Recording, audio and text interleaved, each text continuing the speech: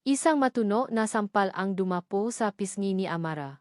Ang hapdi ay mabilis na gumapang, kasabay ng pamilya na biga sa kanyang dibdib. Ngunit mas masakit pa sa pisikal na kiro ang mga salitang kasunod nito, mga salitang tila lason na bumuhos mula sa kanyang madrasta. Makinig ka, Amara, halos pabulong na sabi ni Clarissa, ngunit ang bawat salita ay may bigat ng isang banta. Ang kanyang makuko na perpektong napinturahan ng pula ay nakadiin ngayon sa braso ni Amara. Pupunta ka sa pakikitang iyon. Pakikisamahan mo ang lalaking iyon. At kung hindi, isinusumpa ko sa iyo, huhukayin ko ang libingan ng tatay mo at susunugin ko kung anuman ang natitira sa kanya hanggang sa maging abo. Naramdaman ni Amara ang panginginig ng kanyang buong katawan. Hindi dahil sa takot para sa sarili, kundi dahil sa galit. Ang kanyang ama. Ang tanging alaala na pinanghahawakan niya. Ang tanging dangal na natitira sa kanya. At ngayon, ginagamit ito ni Clarice para yurakan siya. Huwag mong idamay si Papa dito, nangingini ang boses ni Amara. Isang ngisi ang sumilay sa malabi ni Clarissa. Isang ngising puno ng tagumpay. Nasa sayo yan, Amara. Gawin mo ang sinasabi ko, at mananatiling payapa ang tatay mo sa kanyang hukay. Binitawan siya ni Clarice at tumalikod, ang amoy nga mahalin nitong pabango ay naiwan sa hangin, tila isang insulto sa kahirapang ipinapamuha sa kanya. Walang nagawa si Amara kundi ang mapayukom ang kanyang kamao. Mayroon siyang pleno. Kung gusto ni Clarice na makipakita siya sa lalaking iyon, pagbibigyan niya. Ngunit sisiguraduhin niyang ito na ang una at huling pakikita nila. Ang hangin sa loob ng marangyang restaurant ay tila kayang hiwain sa sobrang formalidad. Ang nga mahihinang tunog nga kubyertos. Ang kalmadong bulungan nga eleganteng bisita. At ang malambing na tuktok ngang piano ay bumabalot sa paligid. At sa gitna nga lahat na ito, pumasok si Amara. Suot niya ang isang luma at maluwa na t-shirt na may kupas ng printa. Ang kanyang pantalon ay may bahit pang puti mula sa kanyang hardin sa bundok Paraiso. At sa kanyang paa, isang pares ng putput na tsinelas na tila sumisigang ang kahirapan. Binalawala niya ang mga mapanuring tingin ng staff at ang mga bulong-bulungan ng taong nadaraanan niya. Hinarap niya ang babaeng sumalubong sa kanya. Reservation for De La Vega, sabi niya, sinadyang lakasan ang boses para makuha ang atensyon ng lahat. Ang mukha ng babae ay napakita ng hindi may tagong pakadismaya, ngunit naging profesional ito. This way, ma'am. Dinala siya nito sa isang pribadong sulok ng restaurant. Nakaupo doon ang isang lalaki, nakatalikod sa kanya, sakay ng isang wheelchair. Ito na siguro siya. Ang lalaking ipinakasundo sa kanya. Ang baldado at mayamang tagapagmana, si Miguel de la Vega. Huminga ng malalim si Amara, inihahanda ang sarili sa susunod na yugto ng kanyang plano. Nandito na po siya, sir, sabi niya staff. Dahan-dahang umikot ang wheelchair. At sa unang pagkakataon nakita ni Amara ang mukha ng lalaking inaasahan niyang magiging isang halimaw. Ngunit hindi halimaw ang nakita niya. Ang lalaki ay may matipunong pangangatawan. Ang kanyang mukha ay tila inukit ng isang maestro. May matangos na ilong at matatalim na mga matang tila kayang basahin ang kaluluwa ng sinumang tumingin dito. Kahit nakaupo, bakas ang aura ng kapangyarihan sa kanya. Natigilan si Amara. Hindi ito ang inaasahan niya. So, ikaw na nga? Basa ni Amara sa katahimikan, sinisikap na ibalik ang bastos na tono sa kanyang boses. Ikaw si Miguel. Hindi ito sumagot. Tinitigan lang siya nito mula ulo hanggang paa, isang maliit na ngiti ang sumilay sa gilid ng labi nito. Isang ngiting hindi pang-iinsulto, kundi tila ngiti ng isang taong naali. Maupo ka, Miss Reyes, sabi nito sa isang kalmado at malalim na boses. Umupo si Amara, sinadyang gumawa ng ingay sa pakurong ng siya. Inilapa niya ang kanyang magasiko sa mesa, isang kilos na alam niyang laba sa anumang tuntunin ng proper etiquette. Mukhang hindi ka nahanda para sa okasyon. Sabi ni Miguel. Ang mga mata ay nakatitik pa rin sa kanya, hindi natitinak. At ikaw naman, mukhang sobra kang nahanda para lang makipakita sa isang tulad ko, ganting sagot ni Amara. Isang mahinang tawa ang kumawala kay Miguel. Gusto ko ang pagiging prangka mo. Nag-init ang mukha ni Amara. Hindi ito ang reaksyon na gusto niya. Dapat ay magalit ito, mainis, o mandiri. Pero bakit tila lalo pa itong natutuwa? Dumating ang waiter at nagalok ng wine. Pumaya si Amara. At nang mapuno na ang kanyang kopita, sinimulan niya ang huling alas sa kanyang plano. Habang kunwari may kinukuha sa kanyang bulsa, sinadya niyang masagi ang kopita. Ang pulang alak ay tumapon. Kumalat sa puting-puting mantel. At ang pinakamalaking bahagi nito ay bumuhos mismo sa mamahaling puting polo ni Miguel. Ay, sorry. Sabi ni Amara, punong sarkasmo ang boses. Tinaas niya ang kanyang tingin, handa nang makita ang galit sa mukha ng laki. Ngunit muli, nabigo siya. Kumuha lang si Miguel ang isang table napkin at dahan-dahang pinunasan ang kanyang damit. Hindi nagbago ang ekspresyon sa mukha nito. Ang tanging nagbago ay ang ngiti sa labi nito, mas lalo itong lumawa. Tinitigan niya si Amara, at sa pagkakataong ito, may kakaibang kislap sa kanyang mata. Naramdaman ni Amara ang isang malamig na kaba. Ang lahat ng kanyang plano ay gumuho. Wala siyang nagawa kundi ang tumayo. Sa tingin ko, tapos na tayo dito. Tumalikot na siya at nasimulang maglakad palayo. Pakiramdam niya ay siya ang natalo sa laban na ito. Bago pa siya makalayo, narinig niya ang kalmadong boses ni Miguel sa kanyang likuran. Isang pangungusap na napatigil sa patibok ng kanyang puso at napabaksak sa kanyang buong mundo. Magpakasal tayo. Walang puting bestida. Walang mga bulala. Walang maksa patungo sa alta. Ang tanging naroon ay ang apat na sulok ng isang maliit na opisina sa City Hall, ang amoy ng lumang papel, at ang boret na ekspresyon ng isang hukom na tila sanay ng makasal ng mataong hindi na mamahalan. Nakatayo si Amara sa tabi ni Miguel de la Vega. Suot niya ang isang simpleng puting bestida na binili ni Clarice para sa kanya, ang tanging bagay na disente sa kanyang aparador ngayon, ngunit sa pakiramdam niya ay isa itong uniforme ang bilanggo. Sa tabi niya, si Miguel ay nakaupo sa kanyang wheelchair. Bihis sa isang mamahaling suite. Ang kanyang mukha ay kasing lamig at kasing hirap basahin gayang dati. Do you, Amara Reyes, take Miguel de la Vega to be your lawfully wedded husband? Tanong ng hukom, ang boses ay walang kabuhay-buhay. Napaluno si Amara. Ang salita ay tila bumara sa kanyang lalamunan. Naalala niya ang banta ni Clarice, ang ngisi nito, ang pakiramdam ng kawalan ng pagpipilian. Ito na iyon. Ang paglagdas sa isang kontratang magtatali sa kanya habang buhay. Ido, halos pabulong niyang sagot. Nang tanungin si Miguel, ang kanyang ID ay malakas at malinaw. Walang pag-alinlangan. Tila isa lang itong ordinaryong transaksyon sa negosyo. Pagkatapos ng pirmahan, idineklara silang mag-asawa. Walang palakpakan. Walang halik. Isang formal na paalo lamang ng kamay mula sa abogado ni Miguel ang natanggap niya. Habang nasa sasakyan patungo sa mansyon ng De la Vega, walang nagsalita sa kanila. Nakatingin lang si Amara sa labas ng bintana. Pinakmamasdan ang gusali ng Maynila na tilam ng dambuhalang rehas na kumukulong sa kanya. Asawa na siya ngayon. Asawa ng isang estranghero. Ang reception ay isa lamang maliit na salu-salu sa mansyon.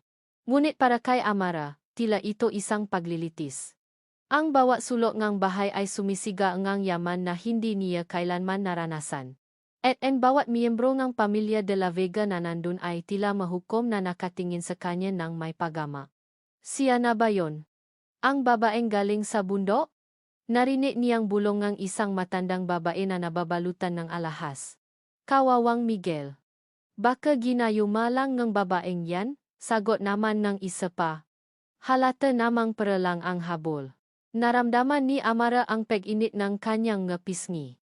Niyuko niya ang kanyang ulo, pinipigilan ang sarili na sumagot. Pinili niyang kumuha ng isang baso ng juice at pumunta sa isang sulok, umaasang magiging invisible siya. Ngunit may mataong hindi hahayaang mangyari iyon. Ate. Isang matamis ngunit puno ng lason na boses ang tumawa sa kanya. Paglingon niya, nakita niya si Brenda, ang kanyang kapatid sa ina, na nakangiti ng malapat. Paano ito naimbitan dito? Congratulations, sabi ni Brenda. Sinong mag-aakala na ang isang tulad mo ay makakabingwit ng isang de la Vega? Kahit pa. Tumingin si Brenda sa ibabang bahagi ng katawan ni Miguel, na nasa kabilang dulo ng sala at kausap ang tiyuhin nito. Anong ginagawa mo dito, Brenda? Tanong ni Amara, mahina ngunit may diin. Naimbitahan ako ng Tita Clarice, of course. Family tayo, di ba? Sabi ni Brenda, at sa isang aksidenteng kilos, natabi nito ang hawak niyang basong ng dark red na fruit punch. Ang malamig na likido ay bumuhos sa dibdib ng puting bestida ni Amara, gumagawa ng isang malaki at nakakahiyang mansa. Oh my God! I'm so sorry, Ate Amara. Sigaw ni Brenda, na lalong napakuha ng atensyon ng lahat. Ang kanyang nga mata ay puno ang peking pag-alala. Lahat ng mata ay napunta sa kanila. Ang mabulungan ay lalong lumakas. Naramdaman ni Amara ang matinding kahihiyan. Ang kanyang simpleng puting bestida, na simbolo na nga ang kanyang kapitulasyon, ay ngayon ay may mansa pa ang kanyang kahihiyan. Tumingin siya sa direksyon ni Miguel, umaasang makahanap ng kahit anong tulong. Naktama ang kanilang nga mata. Nakita ni Miguel ang lahat. Ngunit wala itong ginawa. Walang sinabi. Umiwas lang ito ngang tingin at nakpatuloy sa pakikipag-usap sa tiyuhin nito na si Ricardo, na parabang walang nangyari. Gumuho ang anumang katiting na paasang umusbong sa puso ni Amara. Kumpirmado. Para kay Miguel de la Vega, isa lang siyang palamuti na walang halaga. Isang kasangkapan. Hindi na niya kinaya. Tumaliko si Amara at mabilis na naglakad paayat ng hagdan, hindi alintana ang nga tingin na sumusuno sa kanya. Ang gabi nga nilang kasal ay ginugol nila sa makahiwalay na kwarto. Ipinakita sa kanya nga isang katulong ang isang malaki at malungkot na silid, habang si Miguel ay nanatili sa kanyang master bedroom sa kabilang dulo ng pasilyo. Para kay Amara, mas mabuti na iyon. Umupo siya sa gilid ng kama, pinakmamasdan ang mansa sa kanyang bestida. Ito ang kanyang buhay ngayon. Isang magandang hawla na may nakatagong dumi at sakit. Naramdaman niya ang unti-unting pag-init ng kanyang nga mata. Isang butil ng luha ang pumata sa kanyang kamay. Ilang sandali pa, may kumatok sa pinto. Isang katulong ang pumasok, may dalang isang maliit na paper bag. Pinabibigay po ni Sir Miguel, ma'am, sabi nga tulong bago magalang na umalis. Natatakang binuksan ni Amara ang supot. Sa loob, may isang maliit na garapon ng isang mamahaling ointment. Isang uri ng gamot para sa paso. Napakunot ang kanyang no. Paano? Naalala niya ang maliit na paso sa kanyang braso na nakuha niya ilang araw na ang nakalipas ng aksidenteng matalsikan ng mainit na mantika habang nagluluto siya sa bundok Paraiso. Halos hindi na ito makita. Paano nalaman ni Miguel ang tungkol dito? Pinakmasdan ba siya nito ng ganon kadetalye? Ang maliit na gesture na iyon ay nakdulot ng kakaibang pakalito sa puso ni Amara. Isang patak ng init sa gitna ng nagilong gabi.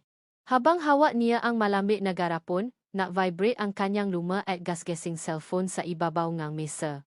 Kinuha niya ito. Isang text message mula sa isang unknown number. Binuksan niya ito. 4 na salita lang ang laman, ngunit sapat na iyon para manlami ang kanyang buong katawan at muling ibalik ang lahat ng takot na sinubukan niyang ibaon sa limot.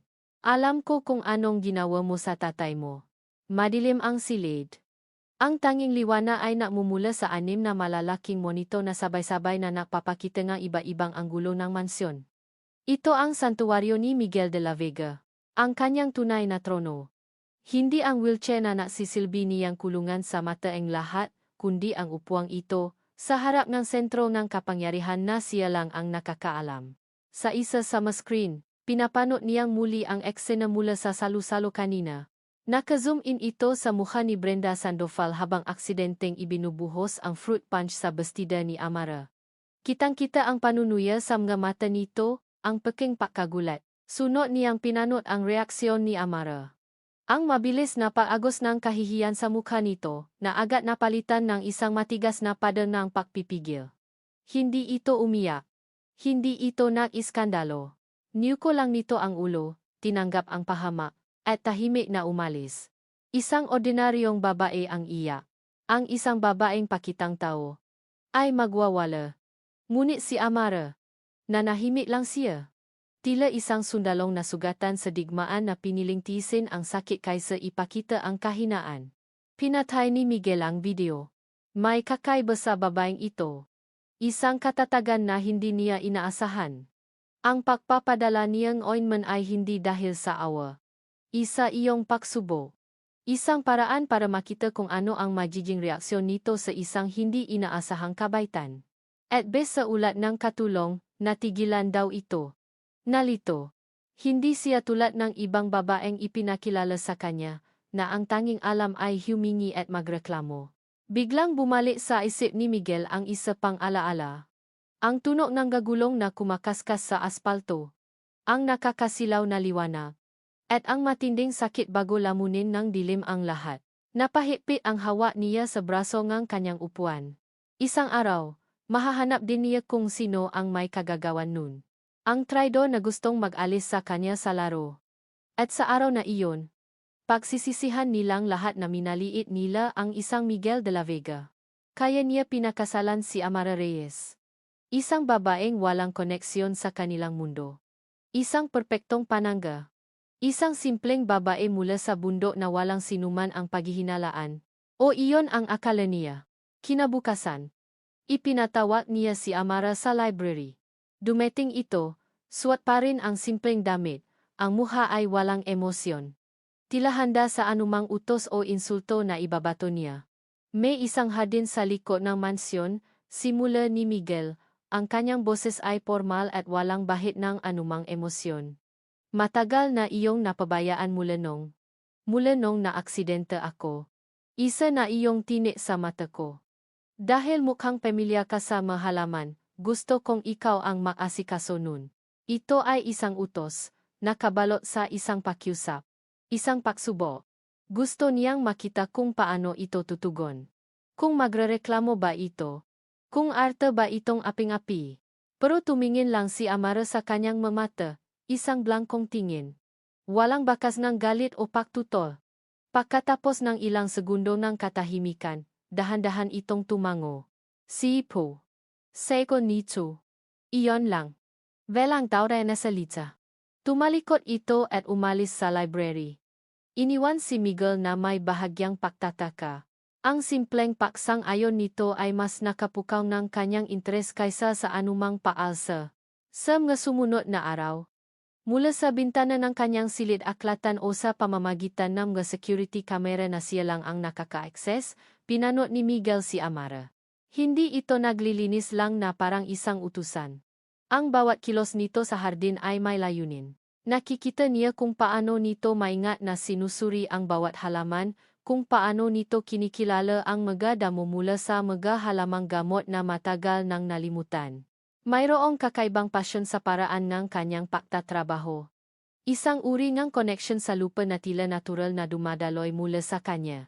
Isang hapon, habang pinagmamasdan niya ang isa sa mga monitor, nakita niya ang matandang hardinero ng pamilya, si Mang Lando, na nakaupo sa isang bangko at sapo ang kanyang ulo. Alam ni Miguel na matagal ng problema ni Mang Lando ang matinding migraine. Lumapit si Amara dito. May sinabi ito, at pagkatapos ay pumitas ng ilang dahon mula sa isang halamang kilala ni Miguel bilang yerba buena. Dahan-dahan niyang dinikdik ang nga dahon sa kanyang palat at ipinahit sa sentido ng matandang hardinero. Pagkalipas ng ilang minuto, sa screen na walang tuno, nakita ni Miguel ang unti-unting pa-relax ng mukha ni Mang Lando. Dahan-dahan itong tumango kay Amara, ang kanyang mukha ay puno ng pasasalamat at pagkagulat. Napakunot ang no ni Miguel. Hindi ito simpleng kaalaman ng isang ordinaryong taga-bundok. Ito ay kaalaman ng isang tunay na eksperto. Isang albularyo. O marahil, isang bagay na mas malalim pa.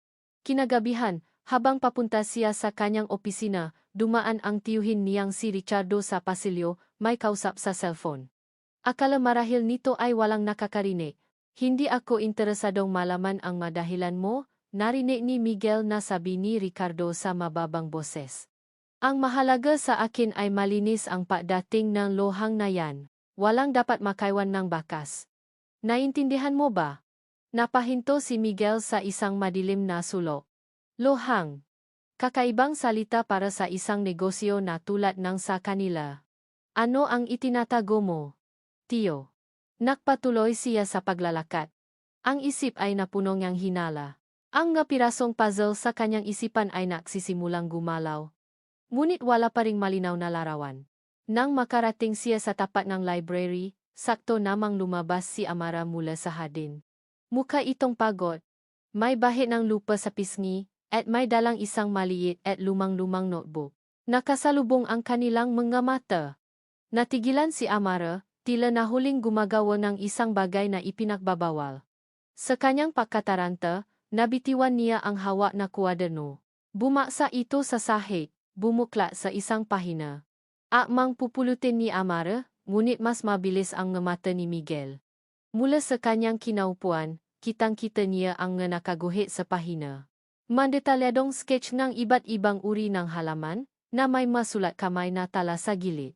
Ngunit hindi iyon ang nakakuha ang kanyang atensyon. Sa ibabang sulok ng pahina, sa gitna ng guhit ng iba't ibang dahon, may isang maliit na simbolo. Isang simbolo na napakapamilya sa kanya. Isang simbolo na ilang buwan na niyang hinahanap sa pinakamalalim na sulok ng internet. Isang nakaistilong letrang A na may nakapulupot na letrang L. Ang logo ng pinakamagaling at pinakamahiwagang hacker sa underground web. Ang logo ni Alara. Naramdaman ni Miguel ang panlalamig ng kanyang dugo. Ang babaeng taga-bundok. Ang asawa niyang walang imik. Ang babaeng sa tingin niya ay isang simpleng panangga. Ay siya palang taong matagal na niyang hinahanap. Mabilis na pinulot ni Amara ang kanyang notebook mula sa sahig, ang puso niya ay dumadagundong sa kanyang dibdib. Niyakap niya ito ng mahigpit na parabang kaya nitong itago ang sikreto na ngayong pakiramdam niya ay nakalantat na. Nag-angat siyang tingin kay Miguel. Nakatingin pa rin ito sa kanya. Ang mata nito ay matalim at tila nanunuot. Nakita ba niya ang maliit na logo sa sulok ng pahina? Imposible. Masyadong mabilis ang lahat. Ngunit ang paraan ng patite nito sa kanya ay natanim ng isang malamig na binhinang kaba sa kanyang sikmura. Walang sinabi si Miguel. Ipinapatuloy lang nito ang pagpapatakbo ng kanyang wheelchair palayo. Iniwan si Amara na nakatayo sa pasilyo, nanginginig at hindi sigurado. Sa masumunod na araw, sinubukan ni Amara na ibaling ang kanyang atensyon sa hardin. Doon, sa piling ng lupa at ng mga halaman, tila mas ligtas siya. Ngunit pakiramdam niya ay may mga matang laging nakamasid. Ang bawat anino ay tila nagiging isang banta. Ang katahimikang ito ay hindi nagtagal. Isang umaga, habang naaalmusal ang pamilya sa malawak na dining hall, biglang tumayo si Brenda, ang mukha ay puno ng pagkukunwaring pagkataranta. Nawawala. Sigaw nito. Nawawala ang kwintas ni Mama Elena. Si Mama Elena ay ang yumaong ina ni Miguel. Ang kwintas na tinutukoy ni Brenda ay isang kilalang piraso ng alahas, isang diamond necklace na simbolo ang yaman at kasaysayan ng Pamilya de la Vega. Lahat ay napahinto. Tumingin si Clarice sa kanyang anak, pagkatapos ay kay Amara, isang masamang ngiti ang unti-unting sumilay sa kanyang mga labi. Brenda, anak, baka naman kung saan mo lang nailagay, sabi ni Clarice, ang boses ay puno ng pekang paalala. Sino naman ang kukuha niyon dito sa pamamahay na ito? Hindi. Tita. Sigurado ako. Kagabi lang ay ipinakita ko pa sa inyo. At ngayon, wala na sa lalayan. Sagot ni Brenda, ang mata ay pasimpleng sumusulyap kay Amara. Ang mabulungan ay nasimula. Ang matingin ay dahan-dahang lumipat mula kay Brenda patungo sa tahimik na babae sa dulo ng mesa. Ang babaeng tagalabas. Ang babaeng mahirap. Kung ganon, sabi ni Clarice, ang boses ay malakas na para marinig ng lahat. Kailangan nating haluhugin ang buong mansyon, lalo na ang makwarto nga. Bagong salta. Hindi na kailangang pangalanan kung sino ang tinutukoy niya. Naramdaman ni Amara ang paginit ng kanyang mukha. Ito na, ang patibong na matagal na nilang inihahanda para sa kanya. Tumayo siya, ang kanyang silya ay gumawa ng marahas na ingay sa sahig na gawa sa marmol. Walang problema sa akin, sabi ni Amara, ang kanyang boses ay kalmado ngunit may diin. Haluhugin niyo ang kwarto ko. Nagulat si Clarice at Brenda sa kanyang mabilis na paksang-ayon. Ngunit ngumiti lang sila at sinanyasan ang mga katulong. Si Amara, na may dignidad na pilit pinaninindigan, ay sumunod sa kanila payat. Pinanot niya habang binabaliktad ng maito ang kanyang buong silit. Ang kanyang ilang damit. Ang kanyang nga personal na gamit. Wala silang nakita. Ang pagkadismaya sa mukha ni Brenda ay hindi may tago. Ngunit bago pa man may makapagsalita, isang tanod ang pumasok. Sir Miguel, pinapatawa po kayo sa gate. May naghahanap po sa inyo. Ang atensyon ng lahat ay nabaling. Ang insidente ng kwintas ay pansamantalang nakalimutan. Ngunit alam ni Amara na hindi pa ito tapos. Alam niyang gagawa at gagawa sila ng paraan para idiin siya. Hindi siya pwedeng manatiling isang biktima. Kailangan niyang lumaban. Hating gabi. Tahimik ang buong mansyon. Ngunit sa loob ng kwarto ni Amara, isang digmaan ang nagsisimula. Inilabas niya mula sa ilalim ng kanyang kama ang isang luma at gasgasing na laptop, ang tanging bagay na naipuslit niya mula sa kanyang buhay sa bundok Paraiso. Ang itsura nito ay luma, ngunit ang nasa loob ay halimaw. Binuksan niya ito. Sa pag-ilaw end screen, tila nag-iba ang anyo ni Amara. Nawala ang babaeng mahiyain at eping-api. Ang pumalit ay si Alara. Ang kanyang nga daliri ay mabilis at tiyak na gumalaw sa keyboard, na parabang isang extension ng kanyang pag-iisip. Ang security system ng De La Vega ay isa sa pinakamahigpit sa bansa. Isang digital na kuta. Ngunit para kay Alara, isa lang itong hamon. Isang masarap na sayaw. Una, ang firewall. Pagkatapos, ang nga encryption layer. Bawat password, bawat protocol, ay tila isang pader na kailangan niyang akyatin o sirain. Ang kanyang puso ay kumakabog sa kaba at excitement. Ito ang kanyang mundo. Dito, siya ang may kontrol. Pagkatapos ang halos isang oras, naramdaman niya ang pagbigay ng huling depensa ng sistema. Nasa loob na siya. Mabilis niyang hinanap ang security footage mula sa nakaraang gabi. Pinuntahan niya ang anggulo na nakatutok sa pasilyo ng master suite kung saan nakalagay ang mga alahas. At doon, nakita niya. Hindi si Amara. Hindi isang katulong. Kundi si Brenda. Kitang-kita sa video kung paano ito maingat na pumasok sa silid. Kinuha nito ang kwintas, hindi para isuot, kundi para itago sa sarili nitong bulsa. Pagkatapos ay mabilis itong lumabas at naglakad patungo sa sarili nitong kwarto. Neck-forward si Amara sa footage ng kwarto ni Brenda. Nakita niya kung paano nito maingat na ibinuklat ang lining sa loob ng isang mamahaling maleta at itinago ang kumikinang na kwintas doon. Napangisi si Amara. Isang ngising malamig at puno ng tagumpay. Ngunit hindi niya ito direktang ilalabas. Hindi iyon ang estilo ni Alara. Gumawa siya ng isang bagong email address. Kinuha niya ang video clip, in-edit para alisin ang anumang bakas na na-download ito. At ipinadala sa isang tao, kay Manang Celia, ang pinakatiwalaan at pinakamatagal na kasambahay ng pamilya. Walang mensahe. Ang video lang. Isinara niya ang kanyang laptop, tinanggal ang battery para sa karagdagang seguridad, at muling itinago sa ilalim ng kama. Bumalik siya sa pagiga, ang puso niya ay kalmado na. Naktanim na siya ng binhi. Ang kailangan na lang niyang gawin ay maghintay kung paano ito tutubo. Kinabukasan, ang almusal ay punong tensyon. Si Brenda ay halatang hindi mapakali, palipat-lipat ng tingin mula kay Amara patungo sa bawat miyembro ng pamilya. Si Clarice naman ay nagpapakita nga labis na pakabigo dahil sa kanilang bigong plano. Sa gitna ng katahimikan, pumasok si Manang Celia sa dining hall. Ang kanyang mukha ay seryoso. Ang kanyang kamay ay bahagyang nangingini. Huminto siya sa likod ng upuan ni Miguel. Sir Miguel, sabi niya, ang kanyang boses ay mababa ngunit sapat na para marinig ng lahat.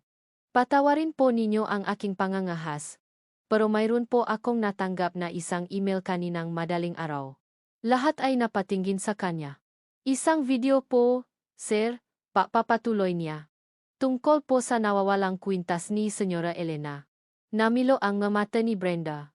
Ang kulay sa kanyang mukha ay biglang nawala.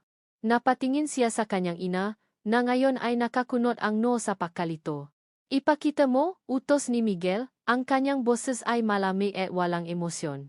Inilabas ni Manang Celia ang kanyang cellphone at ipinatong ito sa mesa, pinindot niya ang play. Ang maliit na screen ay napakita ng malinaw na video ng isang pamilya na pasilyo. Pagkatapos ay ang papasok ni Brenda sa silid, ang pakuhangang kwintas, at ang maingat na pagtatago nito sa sarili nitong bulsa. Ang video ay nagtapos doon. Maikli, direkta, at walang puwang para sa anumang pagdududa. Isang nakabibinging katahimikan ang bumalot sa buong silid. Si Brenda ay hindi makapagsalita. Ang kanyang bibig ay bahagyang nakabuka sa pakabigla. Si Clarice ay napatingin sa kanyang anak na may halong galit at hindi makapaniwalang ekspresyon. Brenda? Tanong ni Miguel, ang kanyang boses ay mapanganib na kalmado. Hindi. Hindi ako yan. Gawa-gawa lang yan. Peke yan. Sigaw ni Brenda. Ang boses ay nangingini sa takot. Tumayo ito at itinuro si Amara.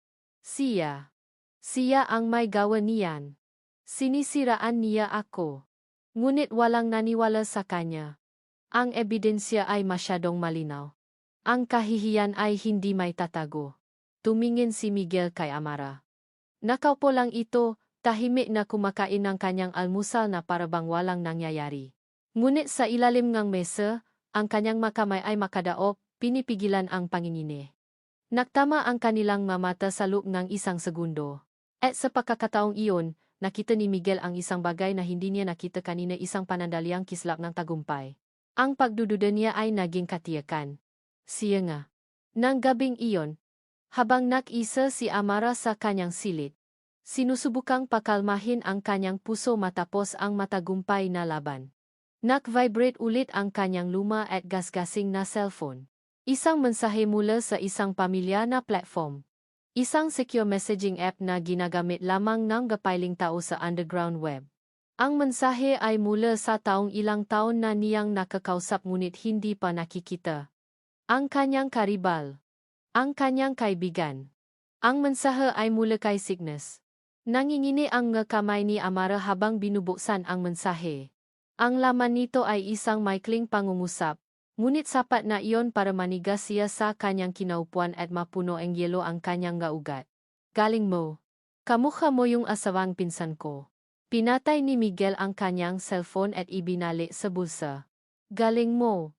Kamukha mo yung asawa ng pinsan ko. Isang mapanganib na laro, ngunit hindi niya napigilan ang sarili.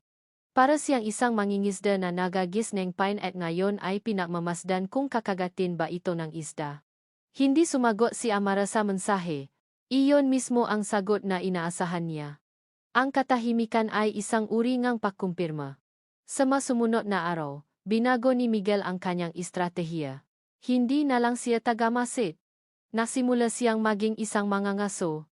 Isang hapon, naabutan niya si Amara sa sala, nagbabasa ng isang lumang libro. Amara, tawa niya, pinatakbo ang kanyang wheelchair palapit dito. May problema yata ang server ng Vegatech.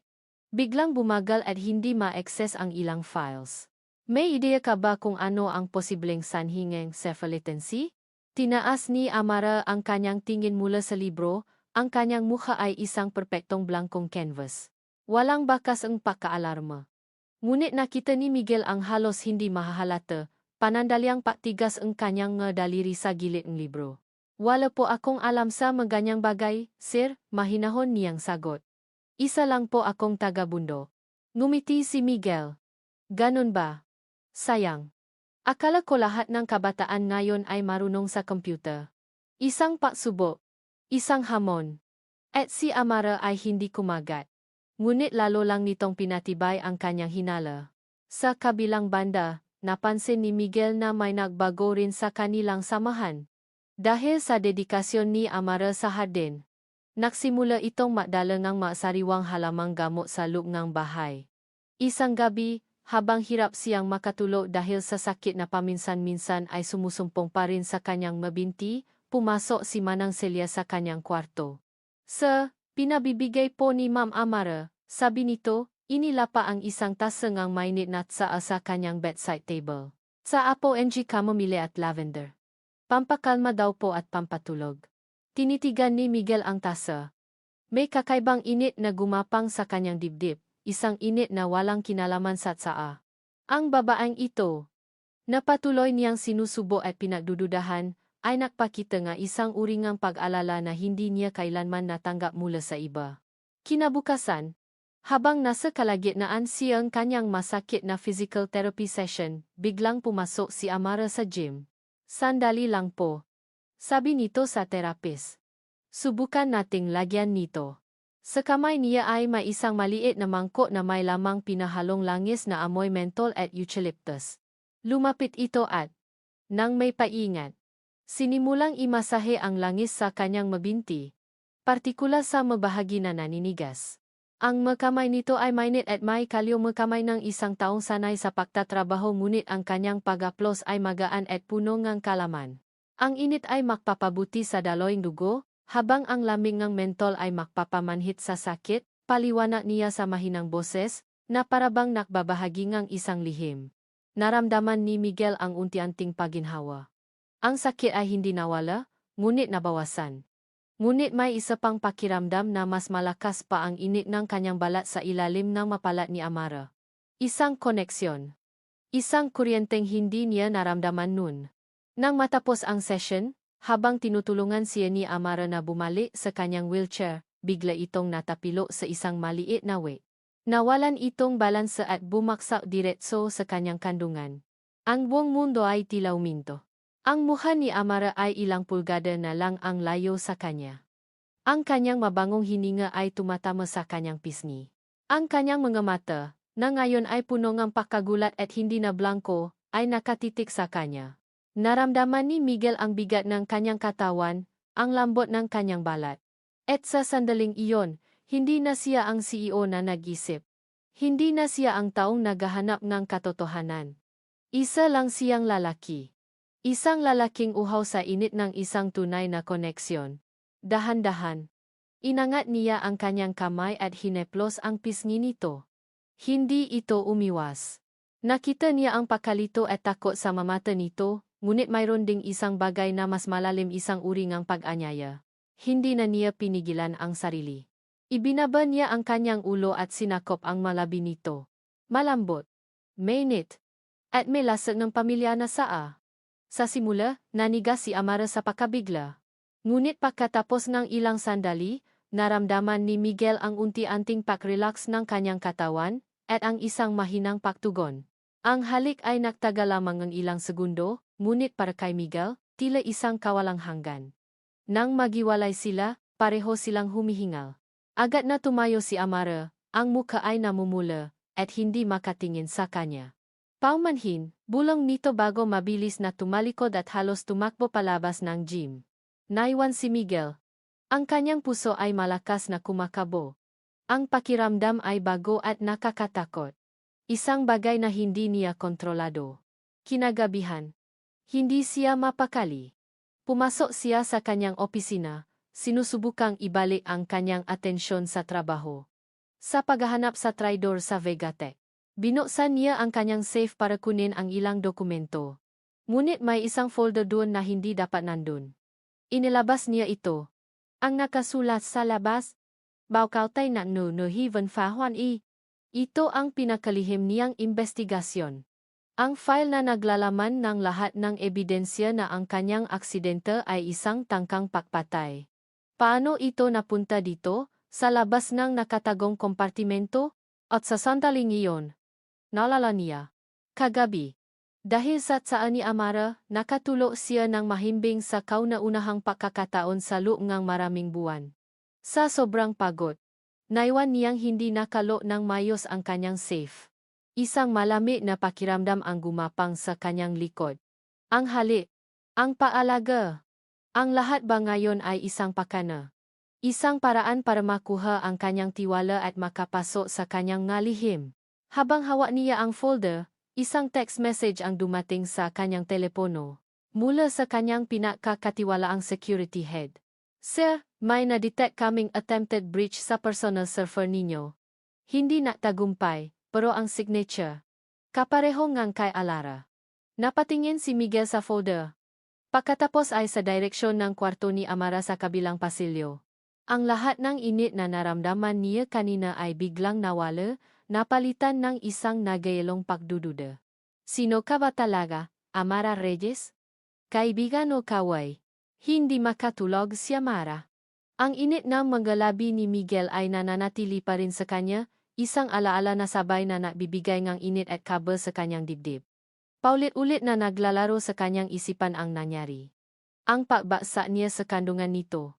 Ang paraan ng pag-aplos nito sa kanyang pisngi. Ang halik. Sino ba talaga ang lalaking ito? Isang sandali ay malamig ito at mapanubo. Sa susunod naman ay magpapakita ito ngang hindi inaasahang pag-aalala. At pagkatapos, isang halik na puno ngang pagnanasa at kalungkutan? Pagod na si Amara sa mga tanong na walang sagot. Bumangon siya mula sa kama. Ang kanyang isip ay bumalik sa isa pang imahe mula kaninang umaga, ang folder sa ibabaw ng mesa ni Miguel. Bao tay nat. Ngiven phá hoại. Ang nga salitang iyon ay tila isang tinik na bumaon sa kanyang isipan. Isang pinto na kailangan niyang buksan. Alam niyang mali. Isa itong pagtataksil sa anumang namumuo sa pagitan nila. Ngunit ang pangangailangan na malaman ang katotohanan ay mas malakas. Ang pangangailangang maintindihan ang lalaking asawa niya. Dahan-dahan, kinuha niya ang kanyang laptop. Ang pag-atake sa cellphone ng Vegatech kanina ay isang pain lang. Ngayon, ang target niya ay mas personal. Mas mapanganib. Ang personal na computer ni Miguel de la Vega. Ang seguridad nito ay nasa ibang level. Ito ay personal, masalimuot, at malinaw na idinisenyo ngang isang taong paranoid. Sa bawat firewall na kanyang nalalakpasan, sa bawat password na kanyang nasisira, lalong tumitibay ang kanyang kutob. May itinatago si Miguel. Isang malaking lihim. Pagkatapos ng halos 2 oras ng matinding pagtutok, ang huling pada ng depensa ay bumigay. Nasa loob na siya. Ang kanyang puso ay kumakabo ng malakas.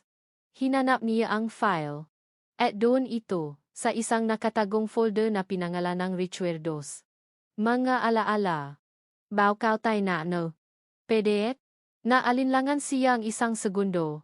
Ito na ang huling pagkakataon para umatras. Ngunit pinindot niya pa rin ang enter.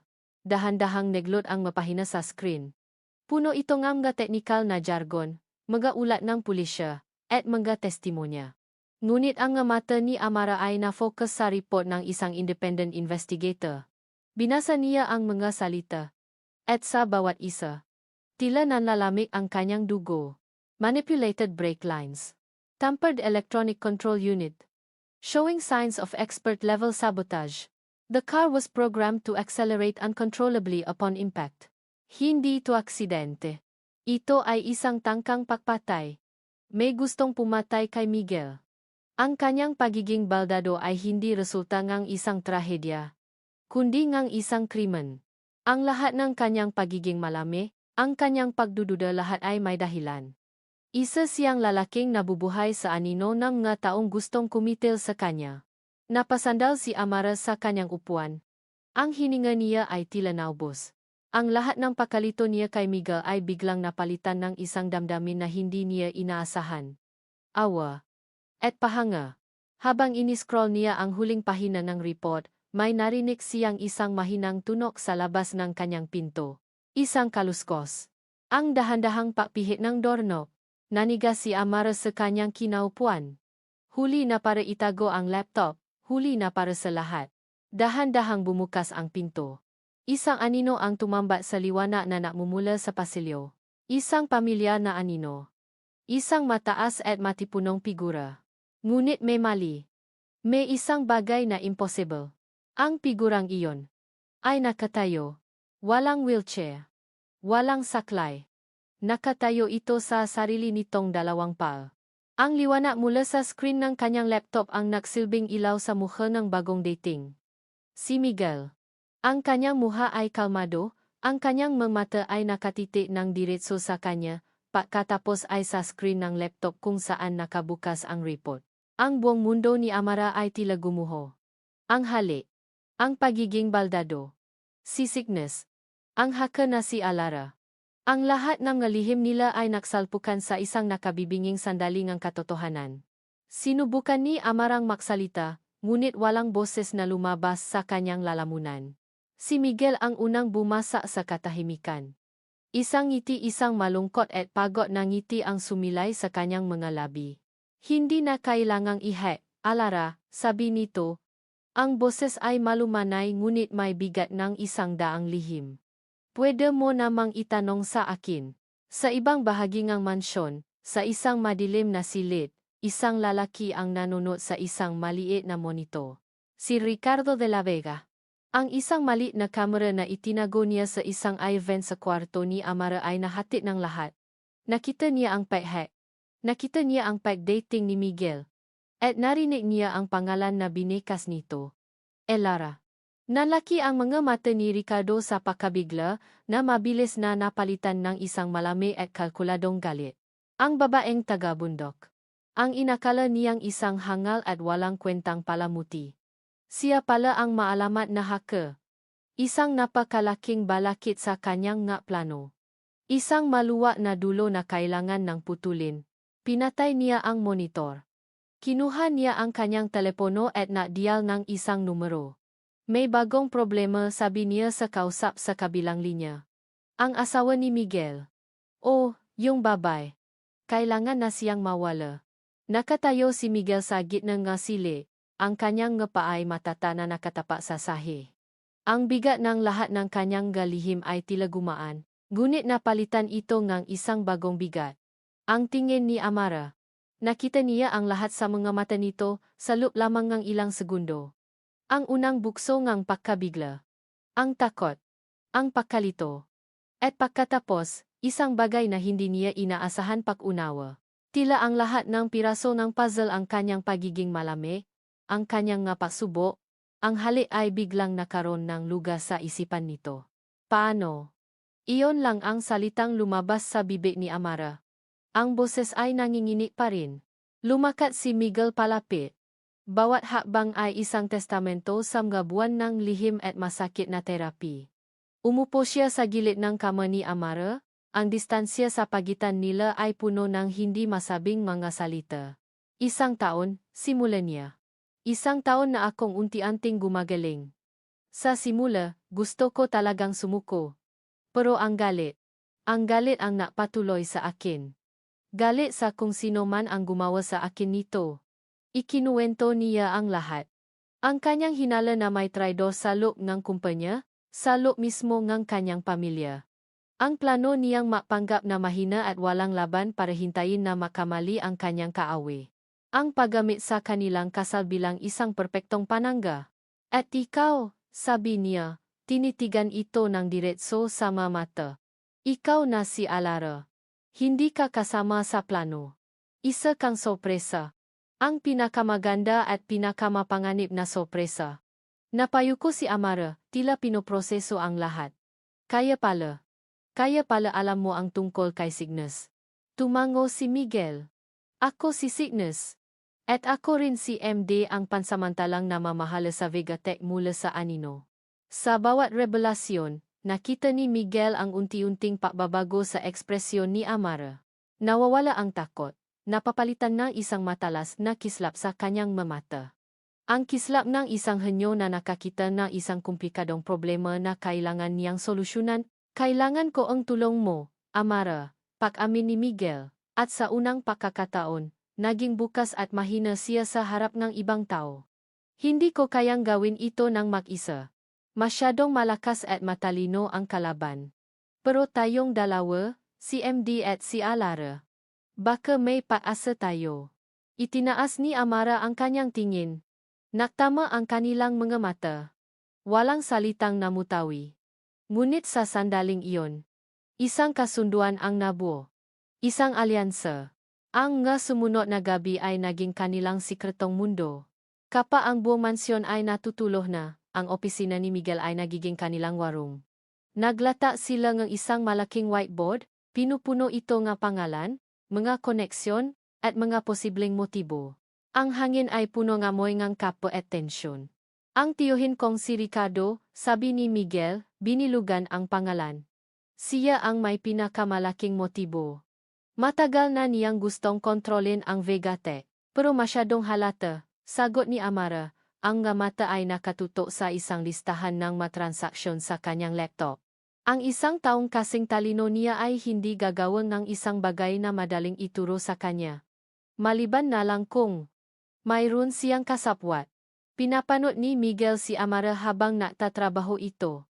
Ang paraan ng paggalaw ng kanyang nga daliri sa keyboard ay tila isang pianis na lumilihang ng isang obra.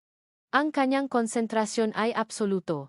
At sa masandaling natatama ang kanilang mga mata sa ibabaw ng dokumento, may isang kuryenteng dumadaloy sa pagitan nila, isang paganga sa isip ng isa't isa, isang paunawang hindi nangangailangan ang salita. Isang gabi, habang naayos sila ng papel, hindi sinasadyang nadikit ang kanilang kamay. Pareho silang natigilan. Ang alaala ng kanilang halik ay bumalik, matingkat at mainit. Ngunit bago pa man may makapasalita, isang tawa ang dumating sa telepono ni Amara. "Si Manang Celia," sabi ni Amara. "Pinapabili niya ako ngamot para sa ubo niya. May malapit na botika sa labas ng village, bukas pa raw. Huwag ka nang umalis. Gabi na."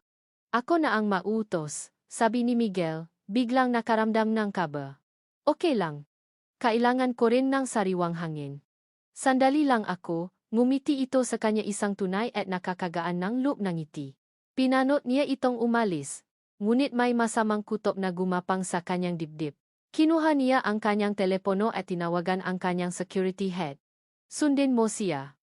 Huwag kang magpahalata." Ang pakinlot ng botika ay halos walang tao. Nakuha na ni Amara ang gamot at pabalik na siya sa kanyang sasakyan nang maramdaman niya ang isang mabilis na paggalaw sa kanyang likuran. Bago pa siya makalingon, isang braso ang pumulupot sa kanyang habang isang panyo na may matapang na amoy ang itinakip sa kanyang ilong at bibig. Chloroform. Sinubukan niyang sumiga, magpumiglas, ngunit mabilis na nanghina ang kanyang katawan. Dalawang lalaking nakasuot ng itim na bonet ang humila sa kanya patungo sa isang itim na van na walang plaka. Nang akala niyang iyon na ang kanyang katapusan, isang malakas na busina ang umalingaw. Isang SUV ang humarang sa daan ng van, ang nga headlight nito ay nakakasilaw. Bumukas ang pinto ng SUV at bumaba si Miguel. Nakatayo. Walang bakas ang anumang kapansanan. Ang malalaki ay natigilan sa pagkabigla. Sa kanilang pagkalito, binitiwan nila si Amara. Mabilis na kumilos si Miguel. Hindi siya isang action star, ngunit ang kanyang ngagalaw ay tiyak at brutal. Isang siko sa lalamunan ng isa, isang sipa sa tuhod ng pangalawa. Sumugot ang isa sa malalaki, may hawak na patalim. Mabilis na umiwas si Miguel, ngunit nahagip siya nito sa braso. Naramdaman niya ang isang mainit na hapdi, ngunit binaliwala niya ito. Ginamit niya ang momentum ng kalaban para ibaliba ito sa pinto ngang. Kasabay nun, dumating ang security ni Miguel, at mabilis na napasuko ang dalawang lalaki. Dali-daling lumapit si Miguel kay Amara, na nakaupo sa sahi at hirap huminga.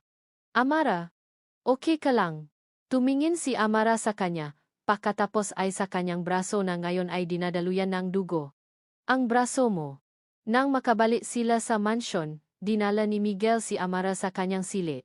Doon, sa ilalim ng maliwanag na ilaw, si Amara naman ang naasikaso sa kanya. Kumuha ito ang first aid kit. Ang kanyang nga kamay ay nanginginig pa rin. Dahan-dahan niyang nilinis ang sugat. Habang ginagawa niya iyon, isang butil ngang luha ang pumata mula sa kanyang nga mata, tumama sa kamay ni Miguel. Hindi ito luha ng takot para sa sarili. Alam ni Miguel iyon. Ito ay luha ng takot para sa kanya. "Muntik na kitang mapahama," bulong ni Miguel, ang boses ay puno ng pagsisisi. Umiling si Amara. "Iniligtas mo ako." Tinitigan niya ang sugat. Pagkatapos ay tumingin sa paligid ng silid-aklatan kung saan sila nagtatrabaho kanina.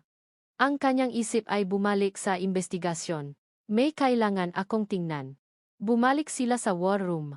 Habang ginagamot pa rin ni Amara ang kanyang braso, binuksan nito ulit ang laptop. Ang mata ay muling naksuri sa listahan ng makasosyo at shareholders ng Vegatech sa paglipas ng taon. "Sinusubukan kong hanapin ang koneksyon ni Ricardo sa labas," sabi niya. Halos sa sarili. Isang tao na hindi direktang nakaunay sa kanya pero mapagkakatiwalaan niya. Na-scroll siya sa isang lumang listahan mga orihinal na miyembro ng board noong itinatak ang kumpanya. Karamihan ay mga pangalang banyaga o mga pamilyang matagal nang nawala sa eksena. Ngunit isang pangalan ang nakpatigil sa kanya. Isang pangalan na napakapamilyar. Isang pangalan na araw-araw niyang dala. Isang pangalan na nakaukit sa punto ng kanyang ama. Reyes Armando C. Nanlami ang buong katawan ni Amara. Ang kanyang ama, ang tatay niya, ay isa sa mga orihinal na kasosyong Vegatech. Kinabukasan, may kakaibang lami na bumalo sa mansyon. Nawala ang init at peasa na dala ng kanilang bagong alyansa. Pinalitan ito ng isang nababantang katahimikan. Isang formal na pagpupulong ang ipinatawa ni Ricardo sa pinakamalaking library ng bahay. Naroon si Miguel, nakaupo sa kanyang wheelchair, ang kanyang mukha ay isang blankong maskara. Naroon din ang dalawang abogado ang pamilya. Ang kanilang mga mukha ay seryoso at hindi mabasa. At naroon si Ricardo, nakatayo sa gitna na parabang siya ang hari, isang ngisingang tagumpay ang naglalaro sa kanyang ngalabi. Pumasok si Amara, at lahat ng mata ay napunta sa kanya. Naramdaman niya ang bigat ng kanilang ngatingin, na parabang siya ay isang kriminal na hahatulan. Salamat sa pagdating, Amara, sabi ni Ricardo, ang boses ay puno ng peking kabaitan. May ilang bagay lang kaming kailangang linawin. Inilapa ni Ricardo ang isang makapal na folder sa ibabang mesa. Binuksan niya ito at nagsimulang maglabas ng mga dokumento. Nitong mga nakaraang linggo, napansin namin ang ilang seryosong security breaches sa server ng Vegatech. Panimula niya, ang mga mata ay nakatutok kay Miguel ngunit ang mga salita ay malinaw na para kay Amara. Mga pag-atake na napapakita ng signature ng isang kilalang hacker. Isang nagngangalang Alara. Nanlamig ang dugo ni Amara. Tumingin siya kay Miguel, nakahanap ng anumang reaksyon. Ngunit wala. Ang nga mata nito ay nakatutok lang kay Ricardo, na para bang wala itong alam. At sa bawat pagkakataon na may nangyayaring breach, papapatuloy ni Ricardo. Isang malaking halaga ng pera ang na-transfer mula sa isang offshore account patungo sa isang dummy corporation na ang pangalan ay konektado sa iyo, Amara. Inilapa niya ang mga peking bank statement.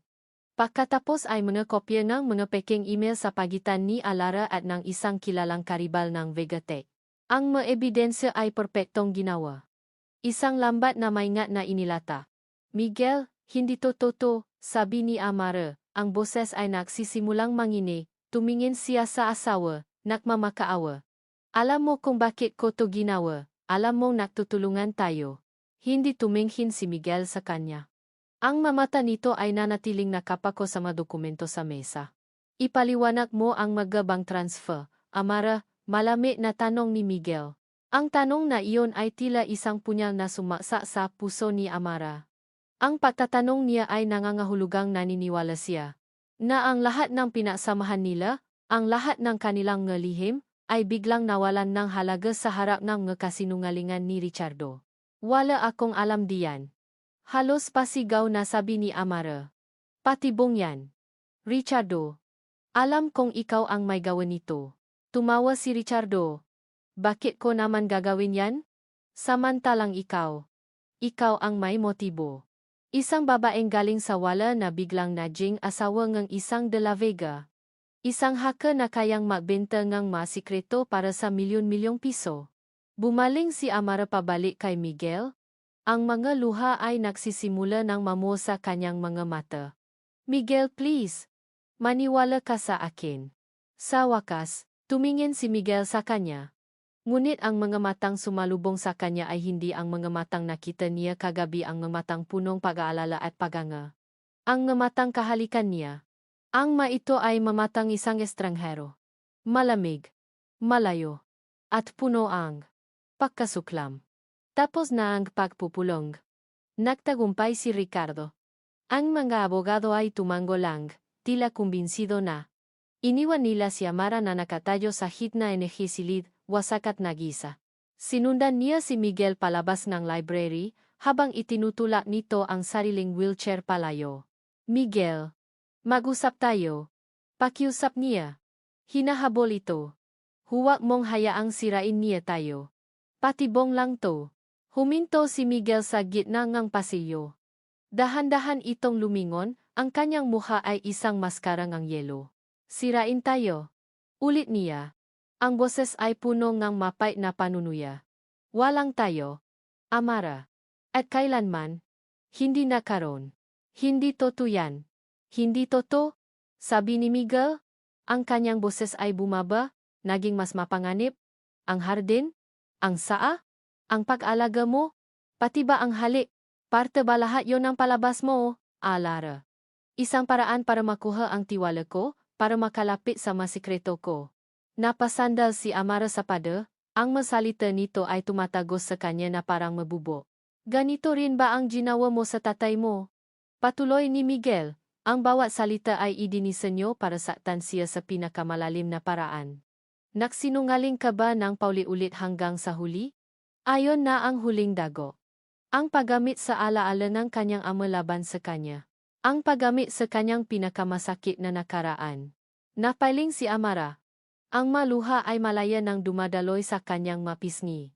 Wala na siyang lakas para makpaliwanag. Wala nang saysay. Tumingin si Miguel sa kanya, ang nga mata ay walang awa, walang bakas ang anumang pinagsamahan nila. Nagbigay ito ang huling hatol, isang pangungusap na wawasak sa anumang natitirang pag-asa sa kanyang puso. Umalis ka sa bahay na to. Ngayon din. Naglalakat si Amara ng walang patutunguhan. Ang nga paa niya ang nadadala sa kanya, ngunit ang isip niya ay naiwan sa pasilyo ang mansyon. Paulit-ulit na naririnig ang nga salita ni Miguel. Umalis ka sa bahay na to. Ngayon din. Pati ba ang halik? Parte ba lahat yon ng palabas mo? Ganito rin ba ang ginawa mo sa tatay mo? Bawat salita ay isang bubok na humihiwa sa kanyang puso. Simulang pumata ang ulan.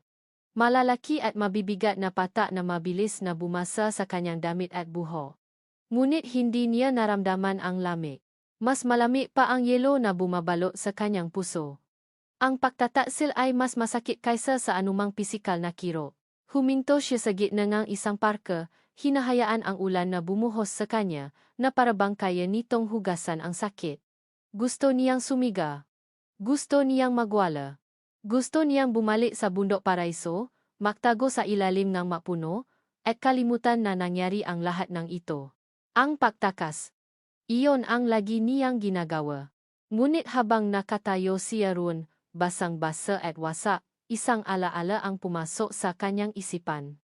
Ang boses ang kanyang maestro, si Lakan.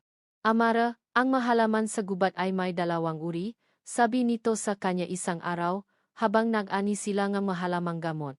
Yung iba, kapag dumating ang bagyo, nababali at namamatay, pero yung iba, ginagamit nila ang lakas ng hangin para mas bumaon ang kanilang nga ugat sa lupa. Pagkatapos ng bagyo, sila ang nananatiling nakatayo mas matata, mas malakas. Napayuko si Amara. Ang mapatak ng ulan ay humahalo sa kanyang luha. Hindi. Hindi sa pagkakataong ito. Hindi na siya tatakbo. Pinakaitan na siya ang kanyang pangalan, ng kanyang pamilya, ng kanyang dignidad. Hindi niya hahayaang pati ang katotohanan ay agawin sa kanya. Ang lungkot sa kanyang dibdib ay unti-unting nakapoy. Naging isang bagong uri nga apoy. Isang galit na may direksyon. Isang determinasyon na isinilang mula sa pinakamatinding sakit.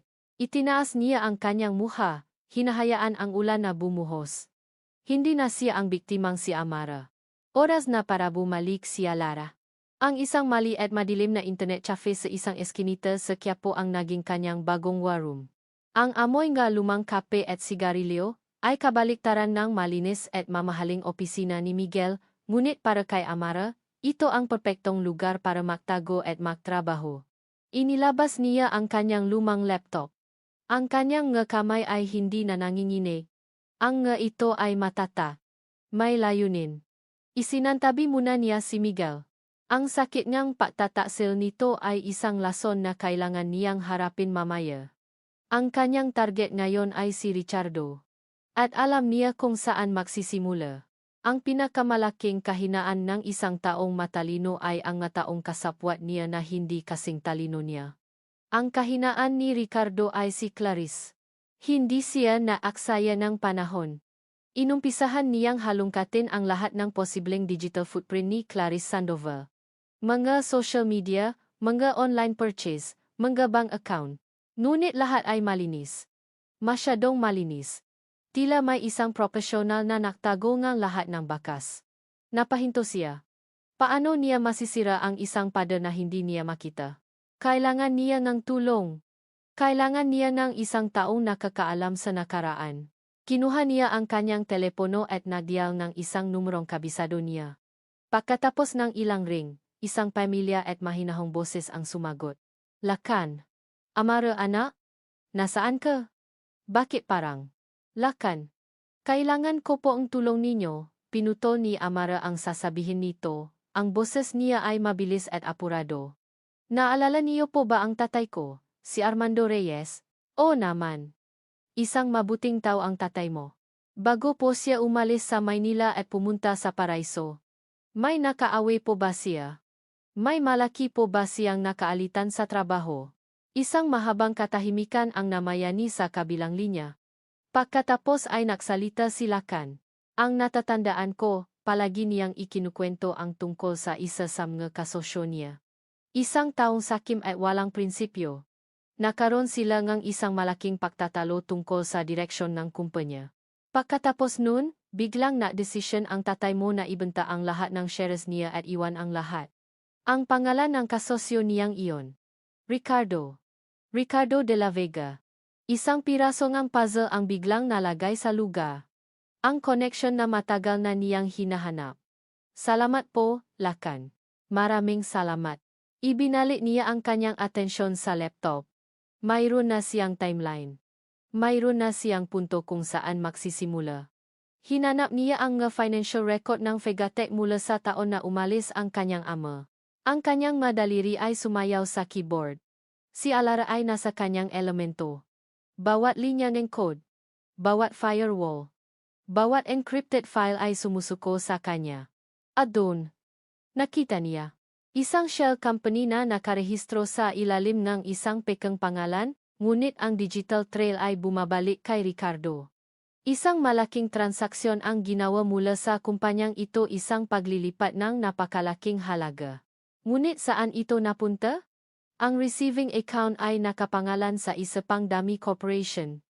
Kinailangan ni Amarang gumamit ng mas malalim at mas mapanganib na mga teknik para masundan ang pera. Pagkatapos ng halos isang oras, nakuha niya. Nabuksan niya ang huling pada. Ang pangalan ng may-ari na account. Ang pangalan na napatigil sa pagtibok ng kanyang puso. Clarice M. Sandoval. Napahawa si Amara sa kanyang bibig, pinipigilan ang isang sigaw. Ngunit hindi pa iyon ang pinakamasalap. Tiningnan niya ang petsa ng transaksyon. Ang petsa kung kailan natanggap ni Clarice ang milyon-milyong piso mula sa kumpanya ni Ricardo. Ayon ay ang araw pagkatapos ng libing ng kanyang ama. Ang lahat ay biglang nakaroon ng kahulugan. Ang galit ni Clarice. Ang pagpapalayas sa kanya. Ang pag-aakusa sa kanya. Hindi lang ito tungkol sa pera o mana. Ito ay pagtatakip sa isang krimen. Ang pagkamatay ng kanyang ama ay hindi aksidente. Ito ay pagpatay. At ang 2 taong may kagagawan nito ay ang mismong taong sumira sa kanyang buhay. Nakatayo si Miguel sa likod ng one-way glass mirror, pinagmamasdan ang nga nangyayari sa loob ng Vegatech boardroom. Sa tabi niya, ang kanyang security head ay tahimik na naghihintay. Dito, sa lihim na observation room na ito, siya ang Diyos na nakakakitang lahat. Sa loob, nakaupo sa wheelchair ang isang body double, isang tapat na tauhan na may pakakahawi sa kanya at sinanay para sa sandaling ito. Ang Miguel sa loob ay nakayuko, mukhang mahina at talunan. Perpekto. Pinanot ni Miguel ang kanyang tiyuhin, si Ricardo, na tumayo sa gitna ng silid. Ang bawat kilos nito ay puno ng kumpiyansa. Isang lobo na nakbabalak kayong tupa, nakpapanggap na nag-alala para sa kawan na gusto niyang lamunin. Magkakasama, mga miyembro ng board, panimula ni Ricardo, ang kanyang boses ay puno ng pekeng kalungkutan. Lahat tayo ay nakmamahal kay Miguel, ngunit kailangan nating tanggapin ang katotohanan. Ang kanyang kalagayan, at ang kanyang kapusukan sa pagpapakasal sa isang babaeng may kaduda-dudang intensyon, ay naglagay sa Vegatech sa panganib. Inilata ni Ricardo ang mapekeng ebidensya. Ang mapekeng bank statement. Ang mapekeng email. Ang dokumentong ginamit niya para wasakin si Amara. Para wasakin sila. Naramdaman ni Miguel ang pagipit ng kanyang kamao. Ang bawat salita ni Ricardo ay isang insulto. Ngunit mas masakit pa ang alaala ng mukha ni Amara nang sabihin niya ang mga salitang iyon sa kanya. Ang pagtataboy sa kanya ang pinakamahirap na bagay na ginawa niya sa kanyang buhay. Isang kinakailangang sakripisyo. Isang taya na sana ay hindi niya pagsisihan. Kaya naman, sa bigat ng aking puso, papatuloy ni Ricardo, ay iminumungkahi ko na bigyan natin si Miguel ng isang indefinite leave of absence. At bilang pansamantalang kapalit, ako na muna ang hahawa sa timon. Ang mga miyembro ng board ay nagbubulungan. Ang ilan ay tumatango, kumbinsido. Ang iba ay nag-alinlangan. Handa na si Ricardo para sa botong ang tagumpay. At sa sandaling iyon, bumukas ng malakas ang pinto ng boardroom. Napahinto ang lahat. Pumasok si Amara. Hindi siya ang babaeng umiyak na pinalayas niya. Ang nakatayo doon na yon ay isang reyna. Ang kanyang damit ay simple, ngunit ang kanyang tindi ay matatak. Ang kanyang mga mata ay nag-apoy sa isang malamig na apoy. Sa kanyang kamay, hawak niya ang isang maliit na USB flash drive, isang sandatang mas makapangyarihan kaysa sa anumang baril. Naramdaman ni Miguel ang pagbilis ng kanyang puso. Dumating siya. Nagtiwala siya sa plano. Hindi pa tapos ang palabas, Mr. De La Vega, deklara ni Amara. Ang kanyang boses ay kalmado ngunit tumatagos sa buong silid. Natawa si Ricardo. At sino ka para pumigil dito? Isa kang magnanakaw. Isang sinungaling. Tingnan natin kung sino ang tunay na sinungaling, sagot ni Amara. Naglakad siya ng diretso patungo sa malaking screen sa dulo ng mesa at isinaksa ang USB drive. Ang unang lumabas sa screen, ang flowchart ng mga shell company na pabalik-balik na naglilipat ng pondo mula sa Vegatech. Lahat ng linya ay nagtatapos sa isang pangalan, Ricardo de la Vega. Nagsimulang magbago ang ekspresyon ng mga board members. Ang sumunod na lumabas. Ang kopyang isang bank transfer. Milyon-milyong piso na inilipat mula sa isa sa mga kumpanya ni Ricardo patungo sa isang pribadong account. Ang pangalan sa account? Clarice Sandoval. Ano to? Ricardo. Tanong ng isa sa mga board member. Ang boses ay puno ng pagdududa. Gawa-gawa lang yan. Isa siyang hacker. Kaya niyang pagkain ang lahat. Sigaw ni Ricardo. Biglang tumayo si Clarice, na naroon bilang suporta kay Ricardo. Ang mukha niya ay putlang-putla. Ricardo, anong ibig sabihin nito? Anong ginagawa niya? Manahimik ka. Clarice. Utos ni Ricardo. Ngunit huli na. Napanik na si Clarissa. Tumingin siya sa magalit na mukha ng board, pagkatapos ay kay Amara. Hindi ko kasalanan yan. Pinilit niya lang ako. Sinabi niya, ililitas niya kami sa utang kapalit ng shares ng pamilya namin. Yun lang ang alam ko. Sa pag-amin niyang iyon, ang lahat ng pagtanggi ni Ricardo ay gumuho. Ang silid ay napuno ng kaguluhan.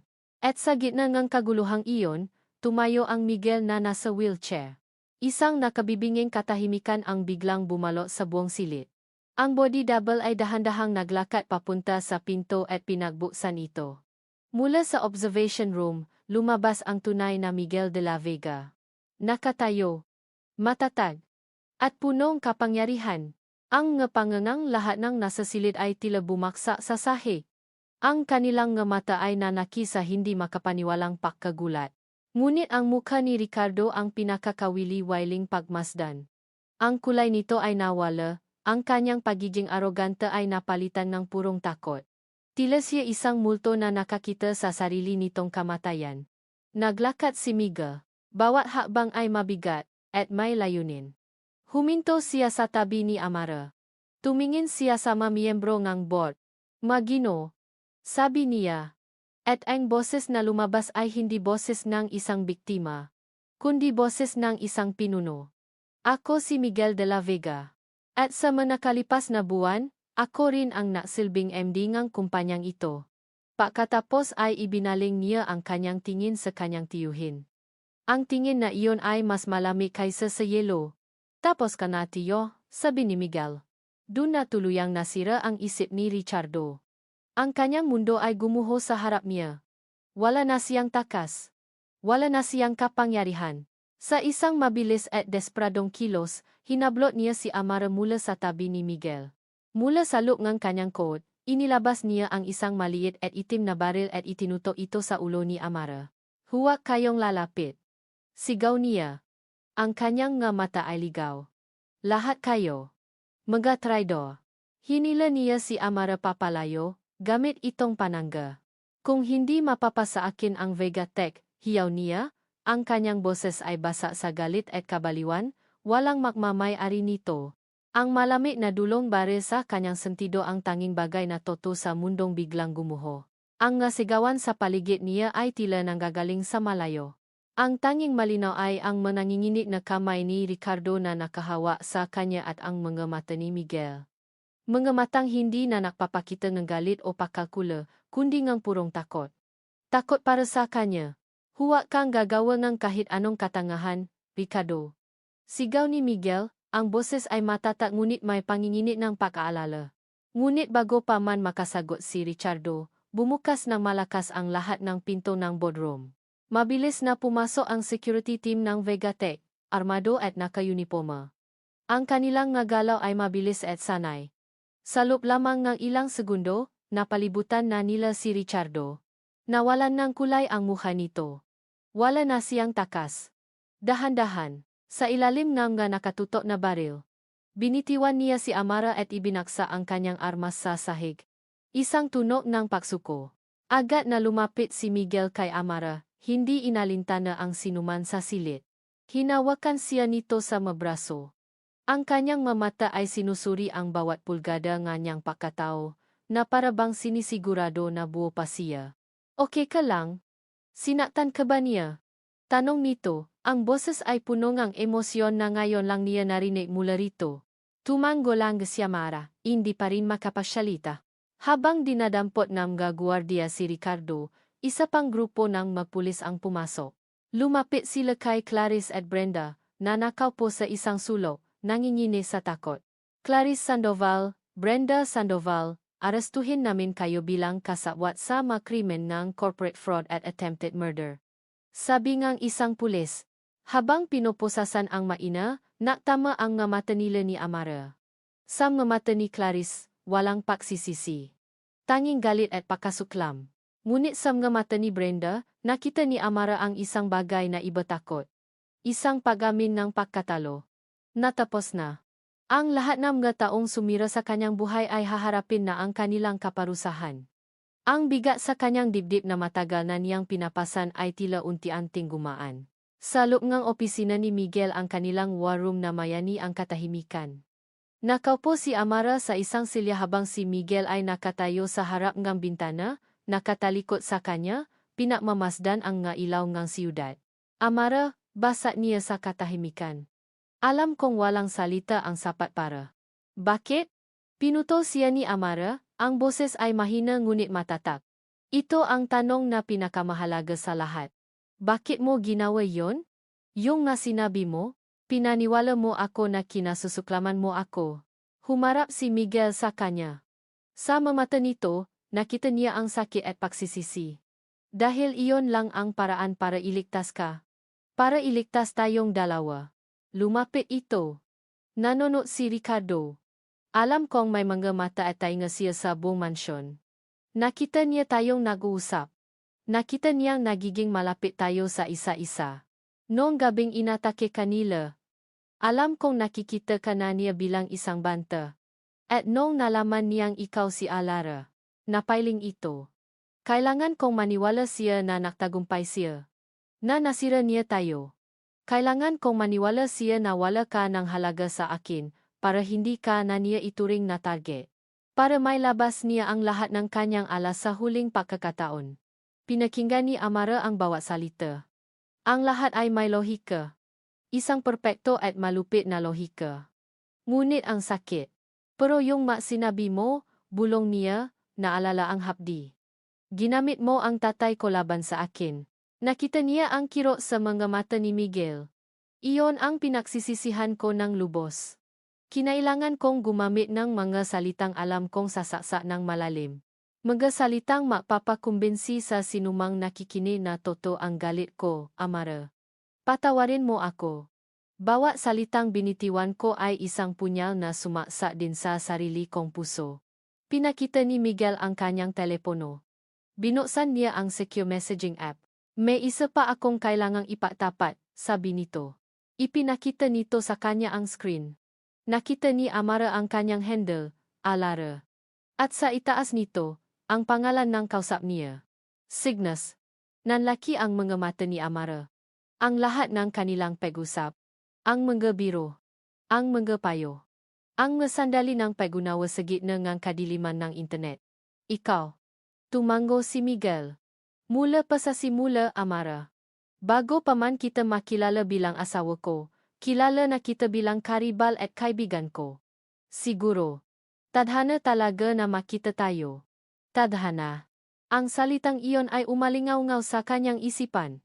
Ang lahat ng nariang sa pilitang kasal. Ang pagpasok sa mansyon ng De La Vega. Ang pagtuklas sa malihim lahat ba ay nakasulat na. Ang lahat ng katotohanan ay bumuhos sa kanya ng sabay-sabay. Ang kanyang ama ay pinatay. Ang kanyang madrasta ay kasabwat. Si Miguel ay hindi baldado. Si Miguel ay si MD. Si Miguel ay si Cygnus. Ang pagtataboy sa kanya ay isang palabas. Sobrang dami. Sobrang sakit. Sobrang bigat. Napahawa siya sa kanyang ulo. Pakiramdam niya ay umikot ang buong silid. Ang ginhawa ng tagumpay, ang pag-unawa sa mga plano ni Miguel, ay ngayon ay nababalot ng isang matinding pakalito. Sino na siya ngayon sa gitna ng lahat na ito? Amara? Tawa ni Miguel. Ang boses ay puno ng paalala. Umiling si Amara. Tumayo siya, kailangan niya ng espasyo. Kailangan niyang huminga. Naintindihan ko na, Miguel. Naintindihan ko na ang lahat, sabi niya, ang kanyang boses ay nangingini. Pero, kailangan kong panahon. Tumingin siya sa mga mata nito, mga mata na ngayon ay alam na niyang pag-ari ng lalaking minamahal niya, ngunit mga mata pa rin ng isang estrangherong napakarami pang kailangang kilalanin. Kailangan kong umuwi. Naglakad siya patungo sa pinto. Bawat hakbang ay mabigat. Uwi ako. Sa parezo. Binuksan niya ang pinto at lumabas, iniwan si Miguel na nakatayo sa gitna ng kanilang tagumpay, mag-isa. Ilang linggo ang lumipas. Ang ingay nga Maynila. Ang board meeting sa Vegatech. Ang balita tungkol sa pagbagsak ni Ricardo at Clarice lahat ay tila isang malayong panaginip na lang para kay Miguel. Ang tagumpay ay may lasang abo kapag wala ang taong gusto mong paalayan nito. Isang umaga, hindi na niya kinaya. Iniwan niya ang kanyang mamahaling European sedan sa garahe. Sa halip, sumakay siya sa isang simpleng pickup truck. Walang driver. Siya lang. Nakmaneho siya paalis sa siyudad, palayo sa mga gusaling bakal at salamin, patungo sa luntiang nga bundok. Ang daan patungong bundok Paraiso ay hindi sementado. Maalikabo at baku-bako. Bawat yugyok ng sasakyan ay tila isang paalala ng kanyang pag-iwan sa marangya at artipisyal na buhay na kanyang kinalakihan. Habang paayat, unti-unting napapalitan ng amoy ng mapuno at basang lupa ang polusyon ng siyudad. Dito, ibang-iba ang hangin. Mas malinis. Mas toto. Ito ang mundo ni Amara. Ipinak niya ang sasakyan sa paanan ng isang maliit na burol at nagsimulang maglakad. Ang katahimikan ay halos nakabibingi, sinasabayan lang ng huni ng gaibon at ng pagaspas ng magadahon. At doon, sa gitna ng isang hardin na mas luntian at mas masigla kaysa sa hardin ng mansyon, nakita niya ito. Nakita niya si Amara. Nakatayo ito sa tabi ng isang matandang lalaki na alam niyang silakan, ang kanyang maestro. Pareho silang nakatingin sa isang tanim na rosas, nagtatawanan. Ang tawa ni Amara ay malaya at walang bigat. Ang kanyang mukha ay kalmado, punong kapayapaan na hindi niya kailanman nakita sa Maynila. Hindi na siya ang reyna ng boardroom o ang bihag ng mansyon. Siya ay si Amara, ang anak ng Paraiso. Nakita nila kan si Miguel. Hindi ito nagulat. Ngumiti lang ito ng bahagya, isang ngiti ng paunawa at paapruba bago magalang na tumango at iniwan silang dalawa. Dahan-dahang lumapit si Miguel. Sa bawat hakbang, bumibigat ang kanyang dibdib, hindi sa kaba, kundi sa isang matinding emosyon na hindi niya mapangalanan. Miguel, sabi ni Amara nang makita siya. Hindi ito nagulat.